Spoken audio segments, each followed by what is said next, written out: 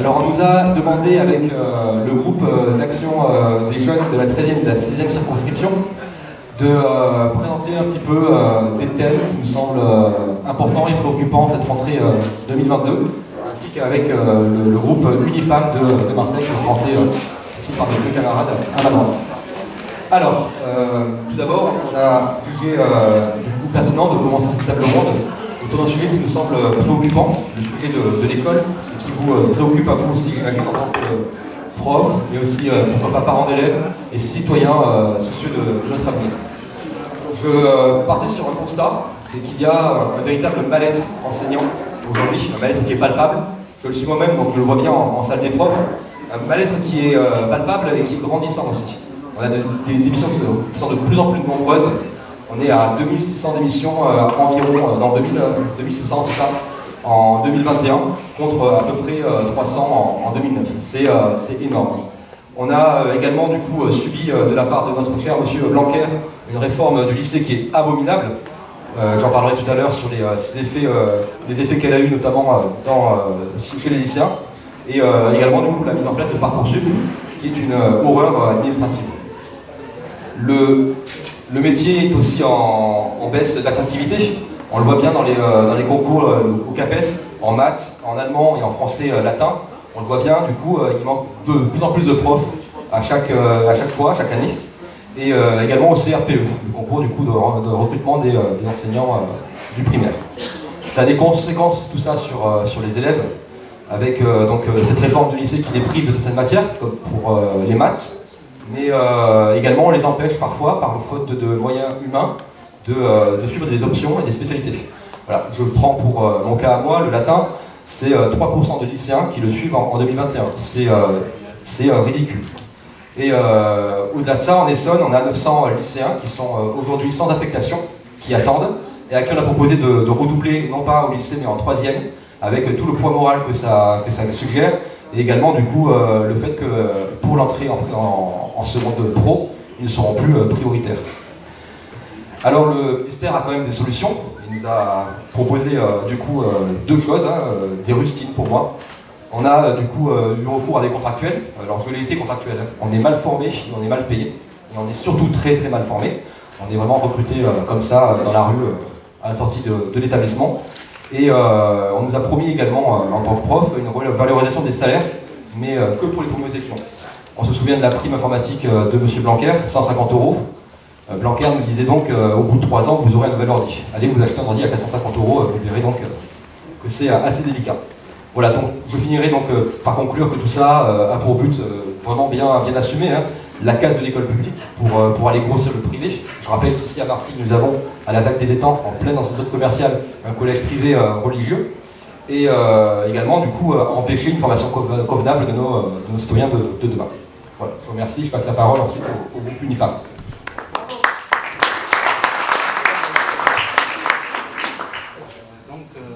Ici en fait on voulait aussi aborder en fait la question sur la problématique de l'éducation dans les quartiers populaires, liée en fait à la précarité et à la discrimination de ces personnes. La précarité qui souvent ampute cette jeunesse sur l'égalité des chances et qui a redonné à elle-même. La discrimination sociale que sont victimes ces mêmes personnes, qui trop souvent sont délaissées par la majorité de nos représentants politiques. Il y a un fort taux d'abstentionnisme dans ces mêmes quartiers populaires, dont la majorité de ces personnes sont dégoûtées par l'indifférence et l'inaction de nos pouvoirs publics face à cette injustice sociale qui règne dans ces quartiers.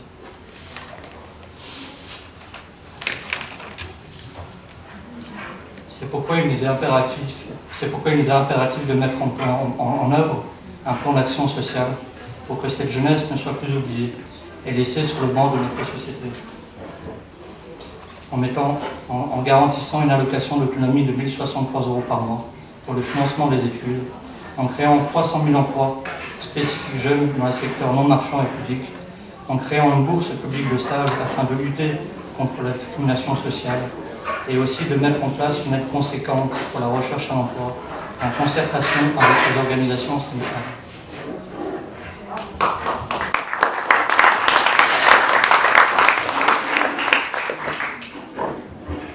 Le sujet qui était assez préoccupant pour moi, était évidemment le sujet du climat.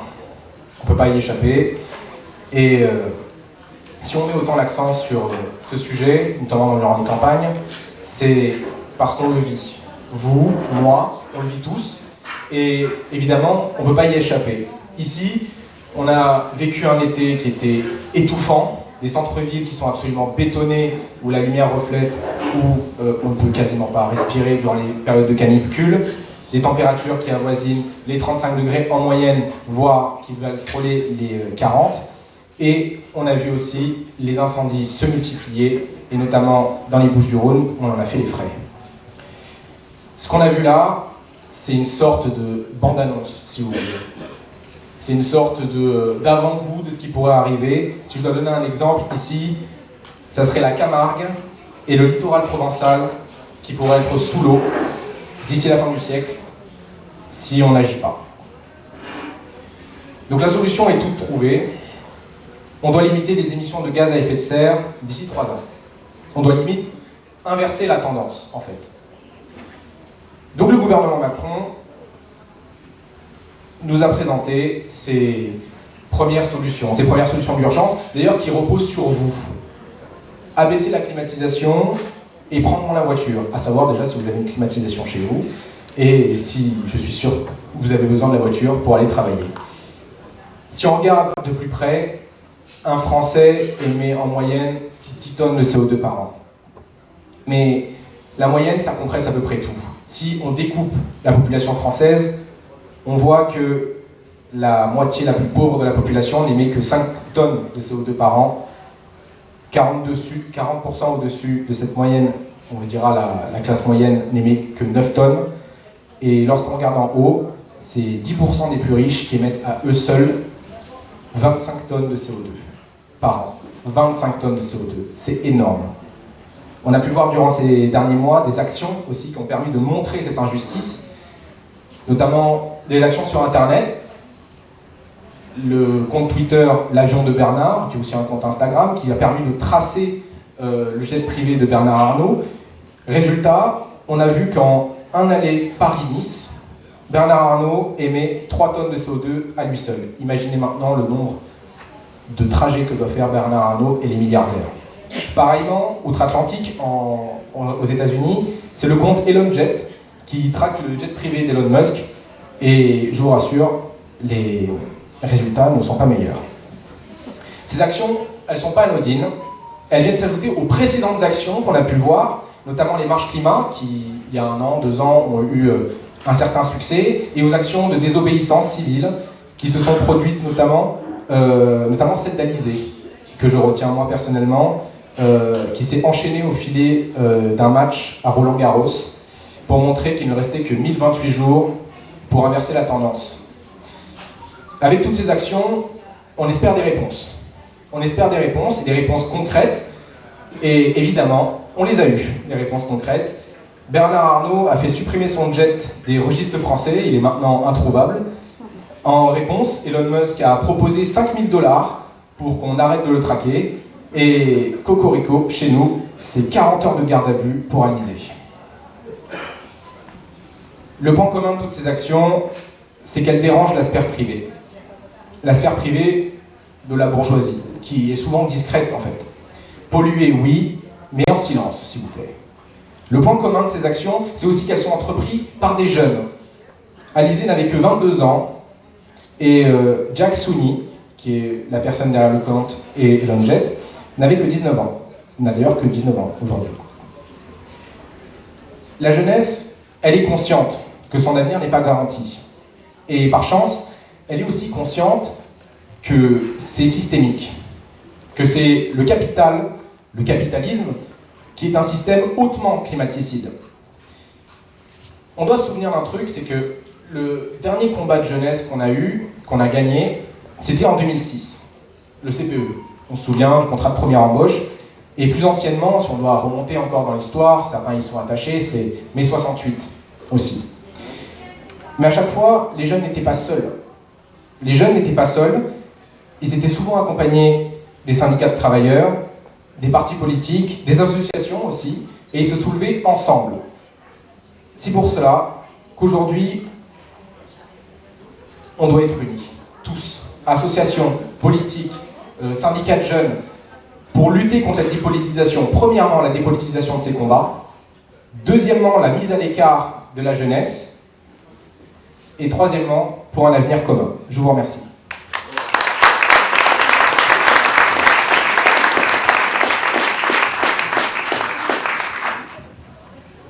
Bonjour. Nous venons de Marseille et notre sujet préoccupant était donc les jeunes, surtout les étudiants. Donc, tout d'abord, je vais parler de l'accès aux études et ma sœur parlera de la précarité étudiante. Donc, ce qu'on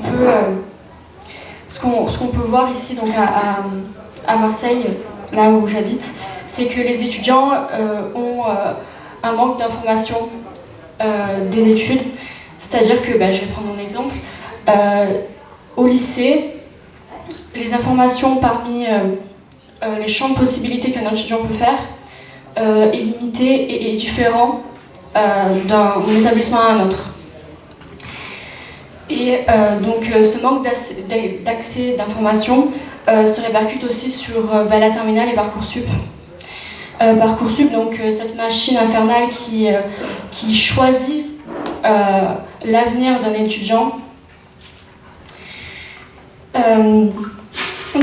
Parcoursup, c'est un réel problème car maintenant, donc en fin septembre, il y a encore des étudiants qui n'ont toujours pas d'affectation dans les études de leur choix ou même dans des études en fait, tout simplement.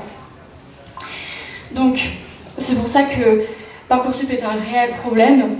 Un étudiant devrait pouvoir choisir ce qu'il a envie et non se conformer parce qu'il manque de place dans les études en France aujourd'hui. Donc il y a Parcoursup, mais il y a aussi le sentiment d'oubli dans les quartiers populaires de Marseille. Nous, les étudiants issus des quartiers populaires de Marseille, nous nous sentons oubliés par le gouvernement qui ne nous aide pas. Donc le gouvernement qui a fait donc la réforme du lycée qui fait que les bacs ne sont plus égaux, un bac littéraire, un bac mathématique, selon les spécialités. Et ce même gouvernement qui ne nous aide pas même quand nous sommes étudiants, et c'est pour ça que donc, ma sœur va parler des études et de la précarité étudiante.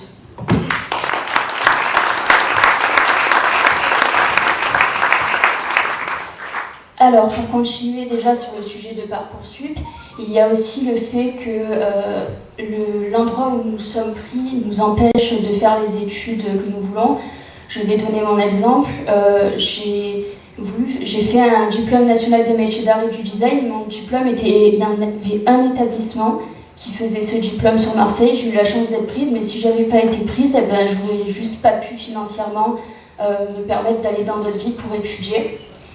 Après, une fois que nous entrons dans la vie étudiante, il y a aussi toutes les difficultés financières liées au transport, liées au loyer et liées aussi même au fait de se nourrir en fait. Et nous avons pu le voir pendant le confinement avec toutes les files d'étudiants qui allaient aux aides alimentaires.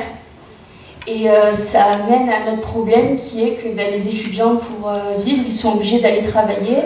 Et le problème, c'est que un étudiant, c'est pas son job d'aller travailler, il devrait se concentrer à 100% sur ses études et être impliqué à fond dans ça pour justement trouver un métier qui lui plaît plus tard. Et voilà. Et du coup, sur ce, c'est pour ça aussi, et je fais un lien du coup avec la marche contre la vie chère qu'il y a le 16 octobre à Paris, qui nous concerne tous un peu finalement et qui nous permettra de vivre plus facilement les étudiants et tout le monde. Voilà. Merci.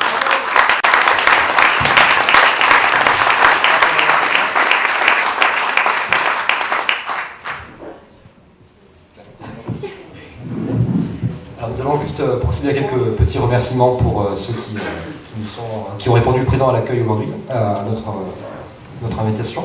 Alors tout d'abord les syndicats l'UL-CGT, la section locale de FSU, les militants sud. Nous accueillons également quelques associations, donc L214, Quartier Libre, Collectif Palestine, La Libre Pensée, Adelphicité, No Corrida et enfin la GOC.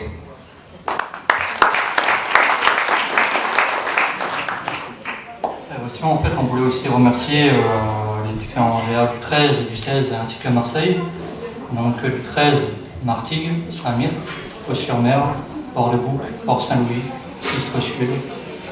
Et le 16, Istres Nord, Peuple aralésien insoumis, Action Brifeuille et Miramas.